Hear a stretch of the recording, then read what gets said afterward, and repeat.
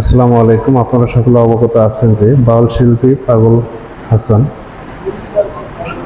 CNG অ্যাক্সিডেন্টে মারা গিয়েছেন। ইন্না লিল্লাহি ওয়া ইন্না ইলাইহি রাজিউন। তো তার মৃত্যুতে সারা দেশবাসী শোকাহত। তো আমি তার একটি গানের একটি কলি আর কি গাওয়ার চেষ্টা করতেছি।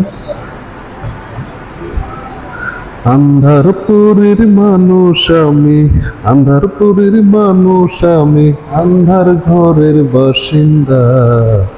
ও আল্লাহ, ও আল্লাহ, আমি এক পাপিষ্ঠ বান্দা। আন্ধারপুরের মানুষ আমি, আন্ধারপুরের মানুষ আমি, আন্ধার ঘরের বাসিন্দা। ও আল্লাহ, ও আল্লাহ, আমি এক পাপিষ্ঠ